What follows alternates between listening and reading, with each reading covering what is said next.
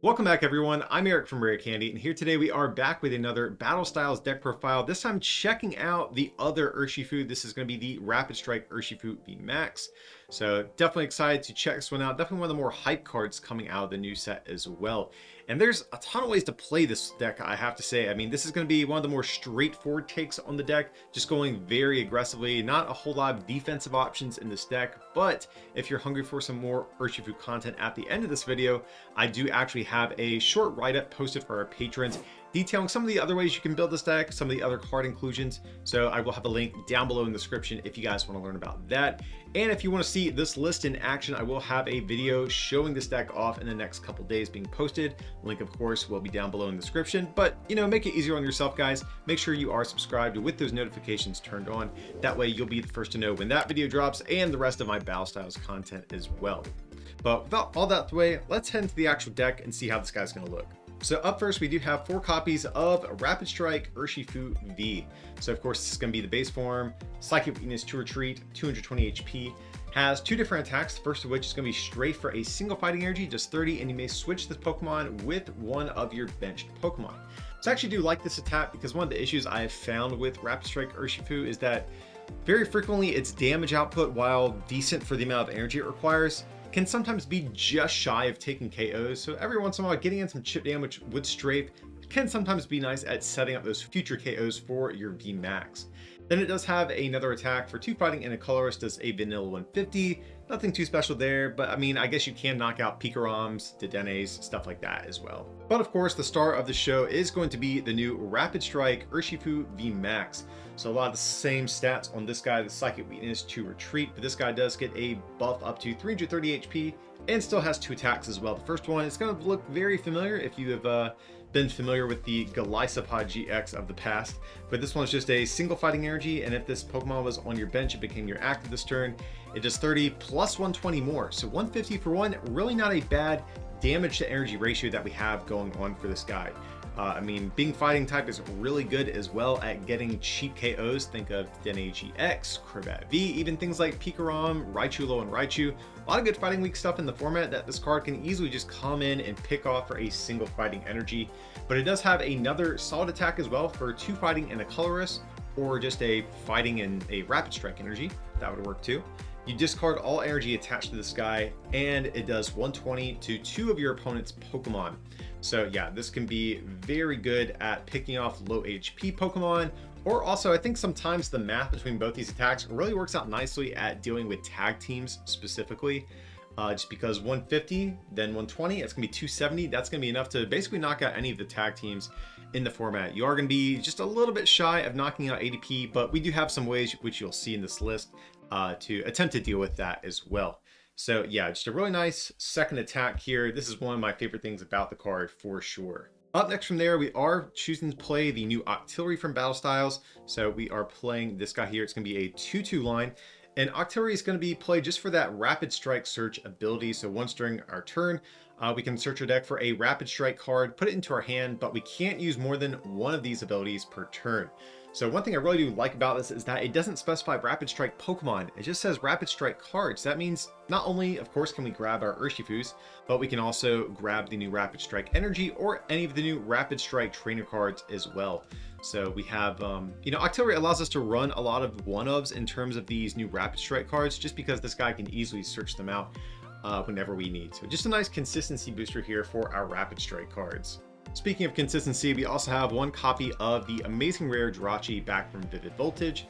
For the Dreamy Revelation ability, of course, we can look at the top 2 cards of our deck. If this guy is our active Pokemon, pick one, put the other back on top of our deck.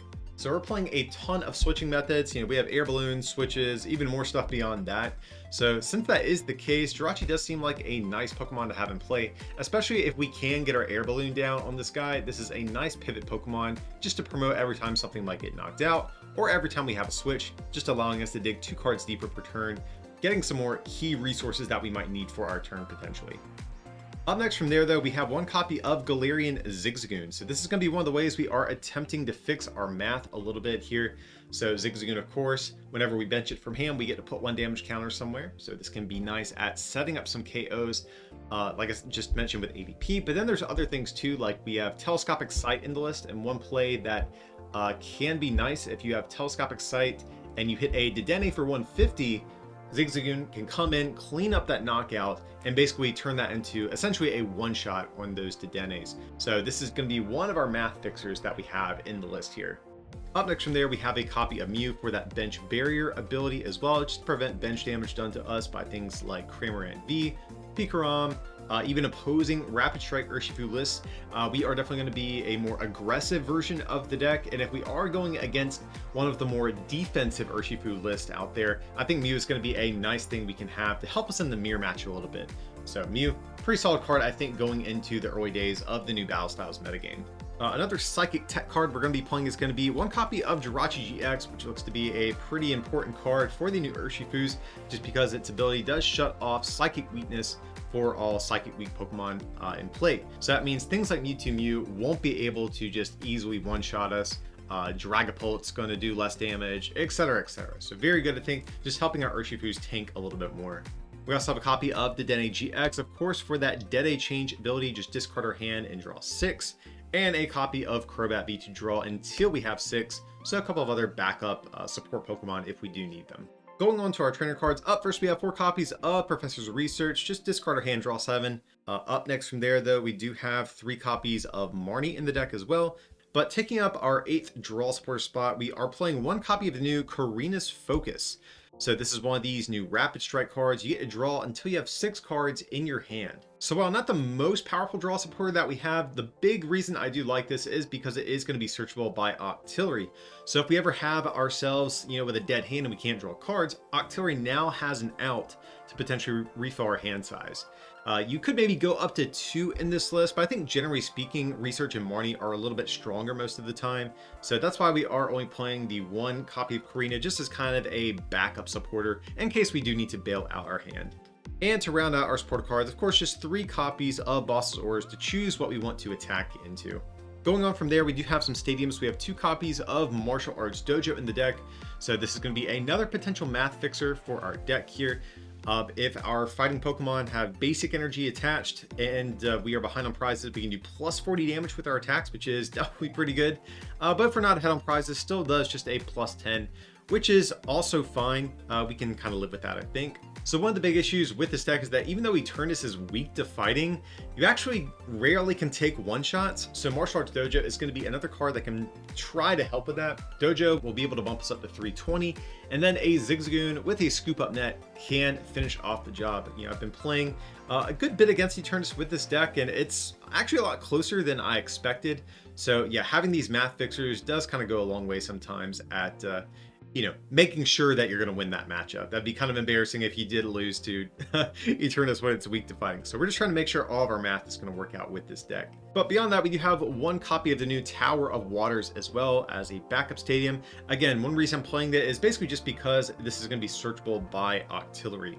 So it's going to give our Rapid Strike Pokemon 2 less retreat. So this is good just for a number of reasons. If we have 2 Rapid Strike Urshifus in play, of course, Gale Thrust does require us to be on the bench, become the active, so we can slap this guy down, just retreat freely into our next Urshifu and be able to do 150.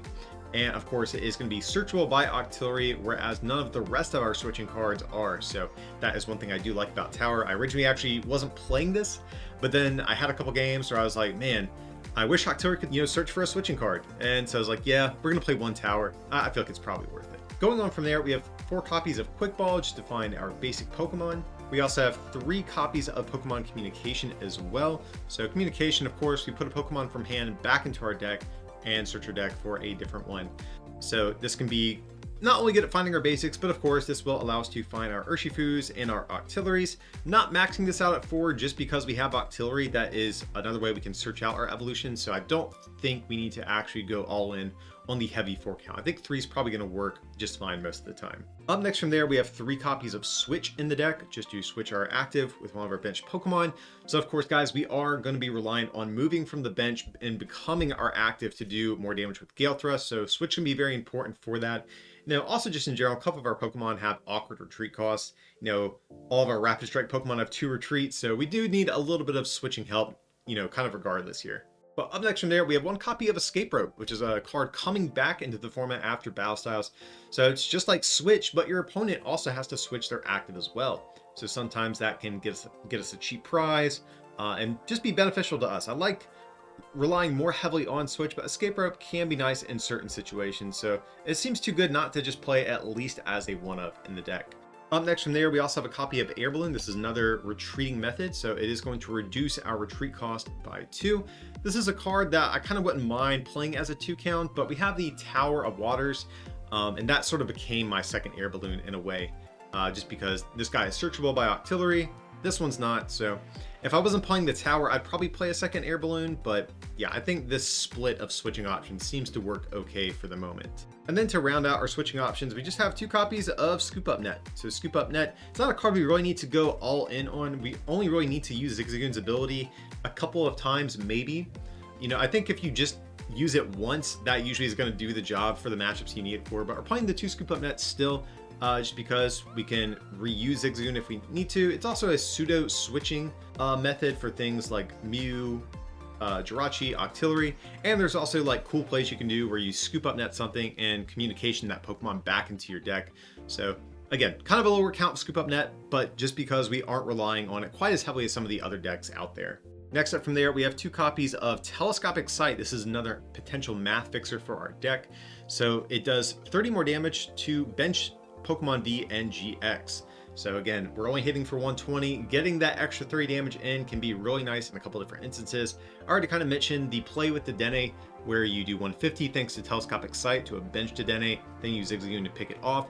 Same thing like I mentioned for ADP earlier, our math is just shy of taking those 2 shots on ADP.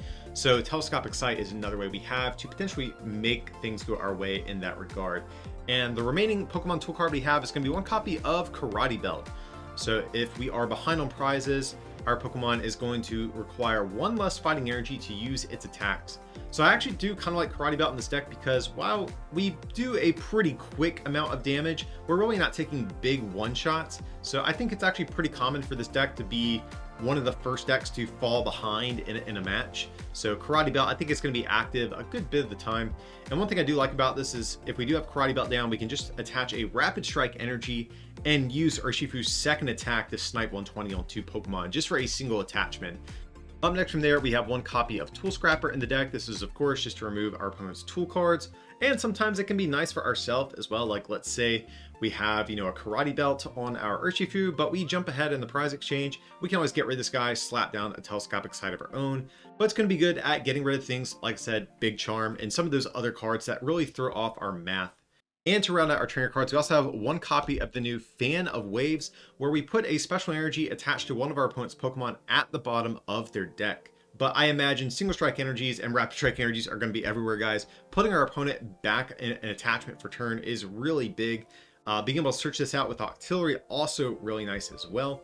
You know, there is a lot of fighting coming into the new format, so Eternatus might even choose to start playing Weakness Guard energy, and if that is the case, Fan of Waves can be very crucial. But this is another card to potentially tip the mirror match in our favor just a little bit, just because I think there are some different ways you can play Urshifu where you focus more on Cheryl and healing cards, and so we need some ways at making those sort of matchups, you know, tilt a little bit more in our direction. So Fan of Waves definitely looks to be a pretty strong card with the amount of solid special energy we're going to have running around after Battle Styles. Up next from there, we have 4 copies of the new Rapid Strike energy. So of course, this can only be attached to our Rapid Strike Pokemon, but it does provide 2 energy that are both a fighting or water at any given point. So yeah, we can again just attach a fighting turn 1, turn 2 come in with Rapid Strike energy and snipe 120 to 2 different things. And like I mentioned too, this is going to be searchable with Octillery, whereas the rest of our energy is not. Up next, we do have some basic fighting energies in the deck. We are going to just be playing 5, so not a whole lot. But I am choosing to play the basic fightings here over the stone energies just because we are playing dojo. If we weren't playing dojo, I think we would just go all in on the stone fightings. Definitely going to be a little bit better overall at tanking a little bit more with Urshifu. But again, just trying to be able to use dojo as much as possible because it does require basic fighting specifically. And then from there, to round out our list, we have one copy of Capture Energy as well. Urshifu does have a colorless energy in its attack cost, so there are times when Capture Energy can be useful. So ideally, if we can even start with this turn 1 or in the early game at some point, we can throw this down on our Urshifu, get ourselves a Remoraid or, whatever it might be that we might need in play.